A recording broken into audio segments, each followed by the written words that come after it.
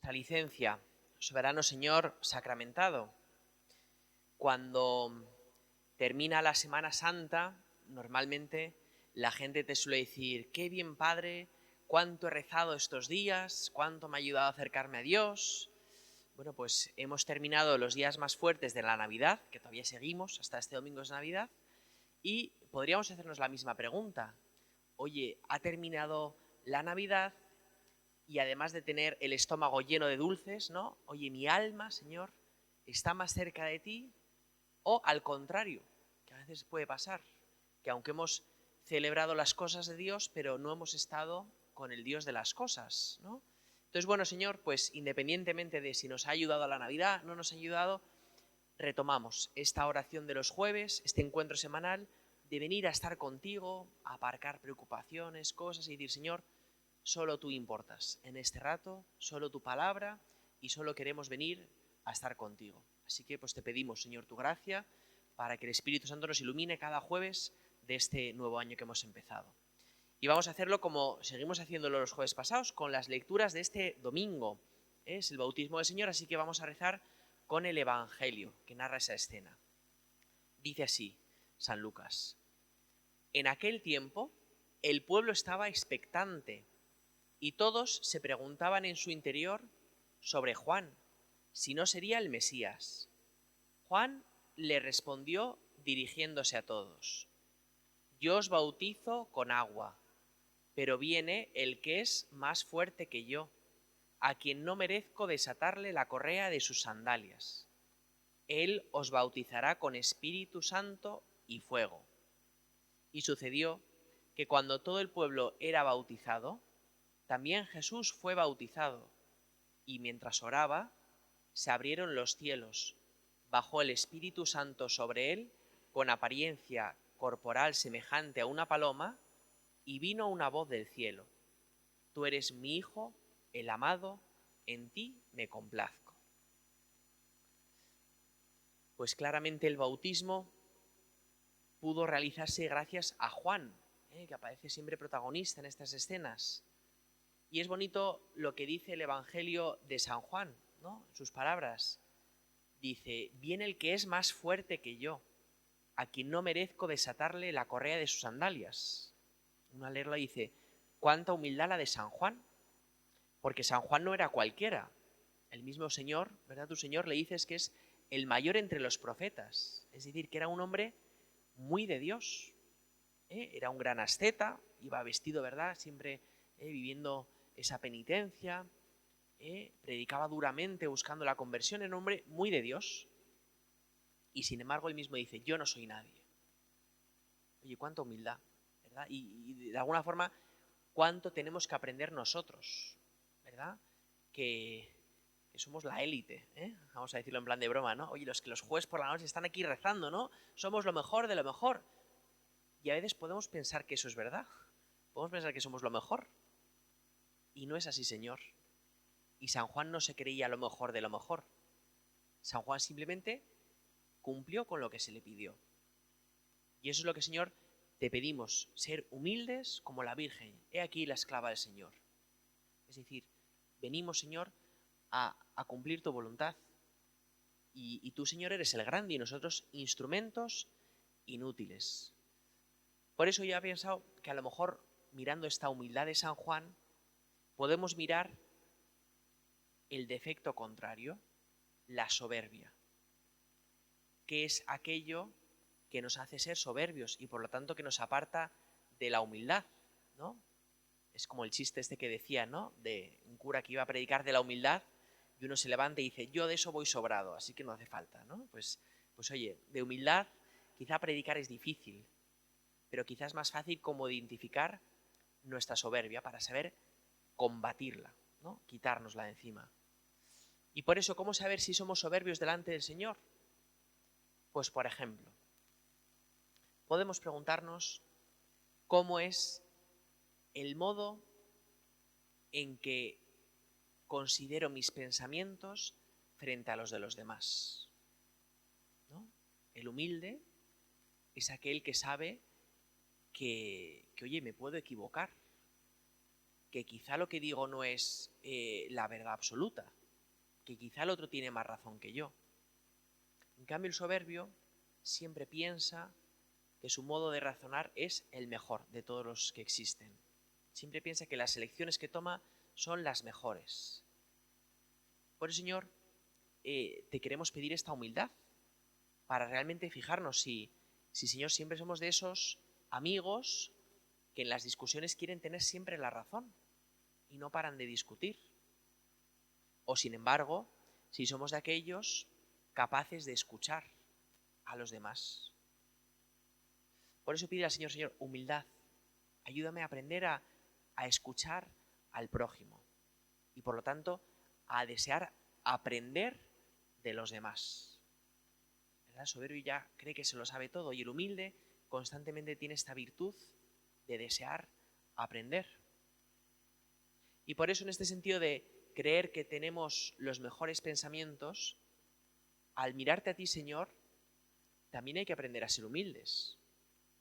Porque cuántas veces creemos, Señor, en nuestra oración que nuestros planes son los mejores. Y muchas veces nos enfadamos contigo, Señor, porque no se cumplen nuestros planes. Nos viene esta soberbia que nos hace pensar que te estás equivocando, Señor. Que al no hacernos caso, te estás equivocando. Por eso, Señor, ayúdanos a ser humildes y a aprender, a escuchar tu voz, Señor, detrás de esos acontecimientos que se tuercen, que no van del modo que yo desearía. Humildad. Otro modo en que podemos ver si somos soberbios o humildes es en el modo en que aceptamos las críticas y las correcciones de los demás, ¿verdad? Porque el soberbio le duele que le corrijan, le duele mucho, y a veces tanto le duele que a la gente ya no se atreve a corregirle. No vaya a ser que me grite, que me insulte, que no sé qué. Entonces, Señor, danos humildad. Danos humildad, por ejemplo, con nuestro jefe. Aquí hay muchos que trabajáis, ¿verdad? Oye, y los jefes, ¿verdad? Se equivocan o nos corrigen porque hacemos mal las cosas. ¿Y cómo nos duele? ¿Cómo nos cuesta? ¿Verdad? Pues, Señor, dame humildad para aprender de mis errores. O a veces, ¿no? En este que nos corrijan, pues también aquí hay algunos, ¿verdad? Que ya sois mayores y uno puede decir, Señor, ¿me dejo corregir por mis hijos? Porque cuántas veces, ¿verdad? Los padres, creéis, digo creéis porque yo no soy padre, creéis que tenéis siempre la razón. Oye, pues es signo de humildad el decir, oye, a lo mejor mi hijo, que ya está bien crecidito, a lo mejor esto que dice es para mi bien. Y a lo mejor tengo que aprender de esta sabiduría que sale de los labios de mi hijo. Por eso el humilde es el que escucha siempre. El que sabe que se equivoca, que es limitado, que es frágil y que por lo tanto que necesita a Dios. ¿Verdad? ¿Cuántas veces nos confesamos, venimos a la oración a decir, Señor, ayúdame a convertirme? Es decir, Señor, que no hago bien las cosas, que tengo que cambiar, que tengo que mejorar. Y lo decimos de corazón, Señor, conviérteme. Pues, Señor, humildad, ¿no? Para poder vivir estas correcciones. También humildad para pedir perdón, ¿verdad? Pedir perdón, qué importante es.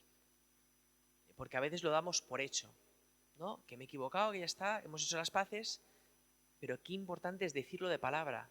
Oye, perdóname, me he equivocado, lo he hecho mal. Ayer estaba de mal humor y te dije cosas que no quería decirte. Qué importante es decirlo. Porque el que es soberbio en su corazón, sin darse cuenta, no se atreve a decir perdón. Esto se ve muchas veces en la política, ¿no? No digo ninguna persona en concreta, sino en general en la política. Ningún político dice, me he equivocado. Ningún político dice, pido perdón. Porque parece que se están rebajando. Y en cambio el Señor nos enseñó, tú, Señor, nos enseñaste que quien quiera ser el primero, que se haga el último. Y por eso qué importante es pedir perdón, hacerse el último, humillarse. porque Señor, pues yo también me equivoco. De hecho, vamos a la confesión, ¿no? Lo cual significa que nos equivocamos y que fallamos.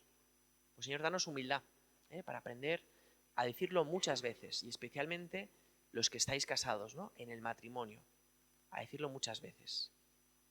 La humildad, Señor, la humildad también hay que aprender a vivirla en el servicio a los demás, en aprender a servir en lo oculto, sin que los demás lo sepan, a escoger los peores trabajos, ¿verdad?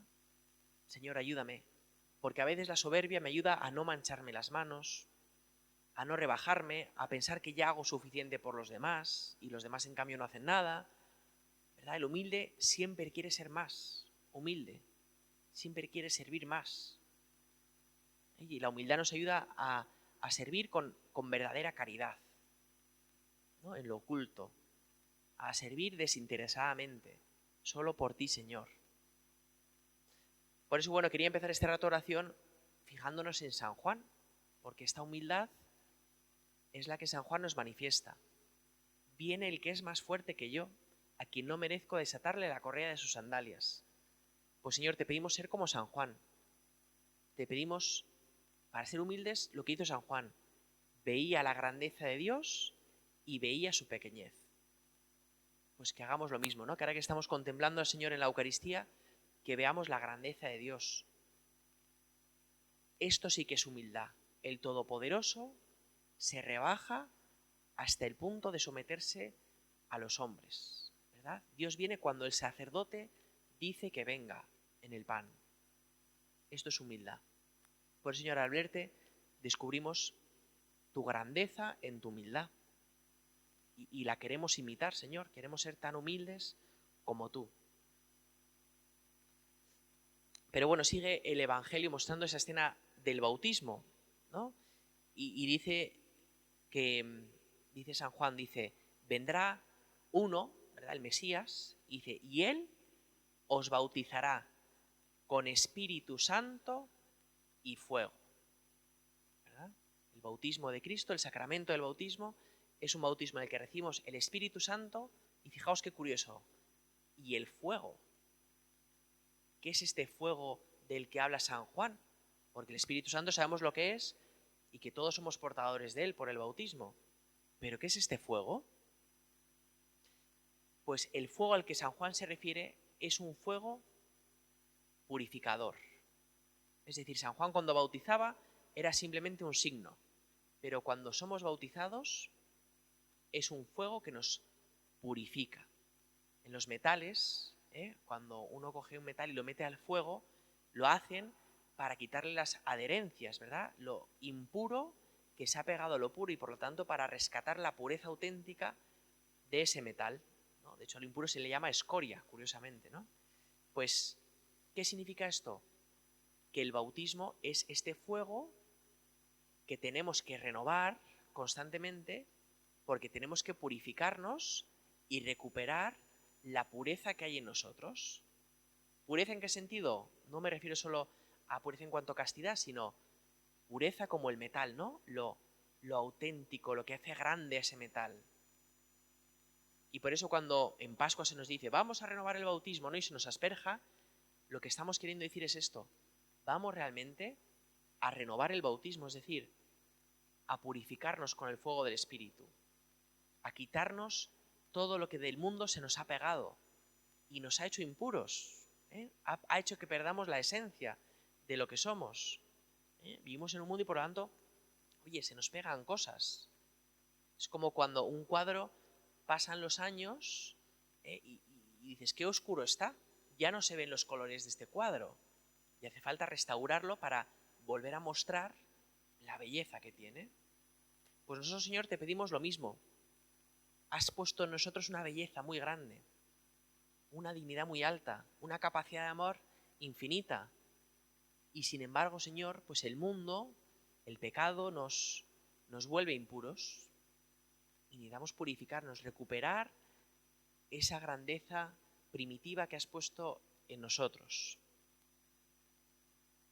El fuego también, ¿verdad? A veces se entiende como algo que nos transforma a los creyentes, ¿verdad? Como algo que nos cambia interiormente. Y por lo tanto, en este renovar el bautismo, lo que hay que pedirte, Señor, es, pues esto, que nos vayas transformando, que nos aumentes la caridad, que purifiques nuestros deseos, buscando y deseando realmente aquello que más necesitamos. Pues Él vendrá y os bautizará con fuego y Espíritu Santo. Y luego narra la escena como el Señor, ¿verdad? Se pone en la cola, dice, se puso a orar, y dice, y cuando oró, se abrió los cielos, bajó el Espíritu Santo, se posó sobre él en forma de paloma, y el Padre habló. El Padre habla 3 veces en el Evangelio solamente, y una de ellas es esta. Y le dijo lo siguiente, a ti, Señor, tú eres mi Hijo, el amado, en ti me complazco.